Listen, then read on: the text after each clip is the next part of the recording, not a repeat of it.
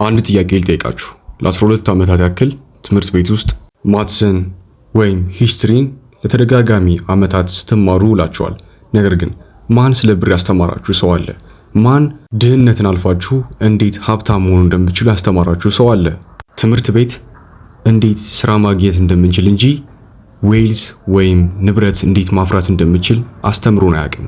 ለዛ ነው በዛሬው ቪዲዮ ትምህርት ቤት በጭራሽ አስተምሮን የማያውቀውን 8 የገንዘብ ሚስጥሮችን ነው ማለት ነው የምነግራችሁ። እነዚህን ነገሮች አንደርስታንድ ካረጋችሁ በኋላ ዓለም ላይ ካሉ 90% ሰዎች እናንተ የበለጠ ወደፊት ሂዳችኋል ማለት ነው። በቀጥታ ወደ ቪዲዮ። የመጀመሪያው ገንዘብ መስራት ስኪል ነው እንጂ እድል ወይም ላክ አይደለም። አብዛኞቻችን ብዙ ሀብታም ሰዎችን ስናይ እድለኛ ሆነው ይመስለናል። ነገር ግን ይሄ 100% ውሸት ነው። ገንዘብ መስራት ማለት ልክ እንደ ማንኛውም ስኪሎች፣ ልክ እንደ ኤዲቲንግ ሊሆን ይችላል፣ ማንኛውም ስፖርት ስኪሎች ገንዘብም ማስተር የሚደረግ የስኪል አይነት ነው ማለት ነው። ሁለተኛው ደሞዝ ወይም ክፍያ ማግኘት ጥሩ ነገር ነው። ነገር ግን ገንዘብን መቆጣጠር ወይም ገንዘብ ብር እንዲሰራልን ማድረግ ደግሞ የበለጠ ትልቅ ፓወር ያለው ነገር ነው።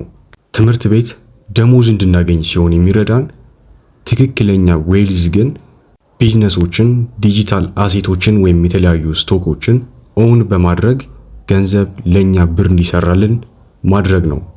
ሰራተኞች ለገንዘብ የሚሰሩ ሲሆን ትክክለኛ ቢዝነስማኖች ግን ገንዘብ ለነሱ ብር እንዲሰራላቸው ነው የሚያደርጉት። ትልቅ ልዩነት አለው። ሶስተኛው ማለትም በብዙዎች ሚስ አንደርስቱድ የሆነው አብዛኞች ሊረዱት የማይችሉት ነገር ቀድመን ኢንቨስት ማድረግ መልመድ አለብን። ምን ማለት ነው? ቀድመን ወይም ገና በልጅነታችን ጀምሮ ኢንቨስት የምናደርግ ከሆነ ከሌሎች ሰዎች የበለጠ ንብረት የማፍራት እድላችን ከፍተኛ ይሆናል። ይህም ማለት አንዳንድ ነገሮች ላይ በዝቅተኛ አማውንትም ቢሆን እንኳን ኢንቨስት ማድረግ አለብን። አራተኛው ብድር ሀብታም ሊያረገን ወይም ደግሞ ሙሉ በሙሉ ድሃ አድርጎ ሊያስቀረን የሚችል ነገር ነው። ሁለት አማራጭ ነው ያለን ማለት ነው። ገንዘብን የሆነ ንብረት ላይ ለማዋል የምንበደረው ከሆነ በጣም ትክክለኛና ስማርት የሆነ ሙቭ ነው። ነገር ግን አብረቅራቂ ነገሮችን፣ ጊዜያዊ ወይም የሚጠፉ ላይፍ ስታይል ነገሮችን ላይ የምናባክነው ከሆነ ግን ያን ብድር እጅግ በጣም ዴንጀረስ እና መጥፎ ልማድ ነው። ስለዚህ ተበድረን ቶሎ ኢንቨስት የምናደርግበት ወይም በብልጠት ኢንቨስት የምናደርግ ከሆነ ትክክለኛ ዌልዝ ወይም ብልጠት ነው። ይህን ማንም ትምህርት ቤት ላይ ነግረውን ከማያውቁት ነገሮች ውስጥ አንዱ ነው።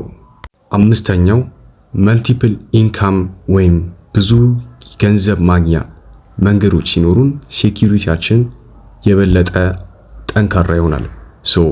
ትምህርት ቤት አንድ ስራ ላይ ዲፔንደንት ሆነን እንድንሰራ ነው የሚነግረን። ነገር ግን ይህ ስራ ቢጠፋስ? የሆነ ችግር ቢገጥመንስ?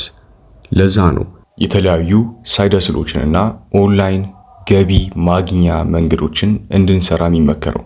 ስለዚህ እንዴት በኦንላይን ተከፋይ መሆን እንችላለን ካላችሁ ሰፊ ቪዲዮ አሪፍ አድርጌ ስለሰራሁላችሁ እዚህ ቻናል ላይ አሁንም ማየት ትችላላችሁ። አንድ የገቢ ማግኛ መንገድ ብቻ ሳይሆን ከዛ በላይ ብናገኝ ለኛ በደንብ ሰክሰስፉል እንድንሆን ይረዳናል ማለት ነው። ስድስተኛ ሃይ ኢንካም ስኪሎች ከማንኛውም ዲግሪ ይበልጣሉ። ላስረዳችሁ። ዲግሪ ሀብትን በጭራሽ ጋራንቲ ማድረግ አይችልም። ሃይ ኢንካም ስኪሎች ልክ እንደ ሴልስ፣ ኮዲንግ፣ ኮንቴንት ክሪኤሽን፣ ቪዲዮ ኤዲቲንግ፣ ማርኬቲንግ እና ኤአይ አውቶሜሽን የመሳሰሉት ግን ማንኛውም አይነት ዲግሪ ተምረን ከምናገኛቸው ሰርቲፊኬቶች በላይ የበለጠ እነዚህ ስኪሎች ይረዱናል ማለት ነው። ሰባተኛው በጀቲንግ ነው። በጀቲንግ ማለት ራሳችንን መከልከል ሳይሆን ራሳችንን መቆጣጠር ማለት ነው። አብዛኛው ሰው በጀቲንግን እንደ ትልቅ ነገር አይቆጥረውም። ለዛ ነው ድሃ ሆኖ የሚቀሩት። በጀት ማድረግ ማለት ርካሽ ሆኖ መኖር ሳይሆን ብራችን ወዴት እንደሚሄድ 100% ማወቅ ማለት ነው። ገንዘባችን ወዴት እንደሚሄድ ኮንትሮል ማናረገው ከሆነ ገንዘባችን እኛን ኮንትሮል ያደርገናል ማለት ነው። ስምንተኛውና የመጨረሻው ኢንቫይሮንመንታችንን ማወቅ ነው። ራሳችንን ትንሽ ወይም አነስተኛ አስተሳሰብ ያላቸው ሰዎች ጋር የምንውል ከሆነ እኛም ልክ እንደነሱ ማሰብ እንጀምራለን። ነገር ግን ስለ ቢዝነስ፣ ስለ ኢንቨስቲንግ የሚያወሩ ሰዎች ጋር አብረን መዋል ስንጀምር ግን እኛም ልክ እንደነሱ ማደግና ስለ ለውጥ ማሰብ እንጀምራለን ማለት ነው። ለዛ ነው ኢንቫይሮንመንታችን ወይም ዙሪያችን ከግሬዳችን የበለጠ ኢንፍሉዌንስ ያደርገናል የሚባለው። ስለዚህ እውነታው ይሄ ነው። ትምህርት እውቀትን ይሰጠናል፣ ነገር ግን በጭራሽ ስለ ገንዘብ አያስተምረንም ማለት ነው። ጥሩ ዜናው ግን እስከምታድጉ መጠበቅ የለባችሁም። አሁኑኑ ስኪሎቻችሁን በማዳበር ስለ ገንዘብ ተምራችሁ ሎንግ ተርም ወይም ስለ ወደፊት ህይወታችሁ አሁኑኑ ለውጥ ላይ መሆን ትችላላችሁ። ይሄ ቪዲዮ ከተመቻችሁ ላይክ ማድረግ እንዳትረሱ።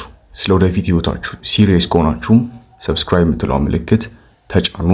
ኮሜንት ላይ ከስምንቱ የትኛው በጣም እንደተመቻችሁ አሳውቁኝ ማለት ነው። በቀጣይ ቪዲዮ እስከማገኛችሁ ድረስ ይመቻችሁ።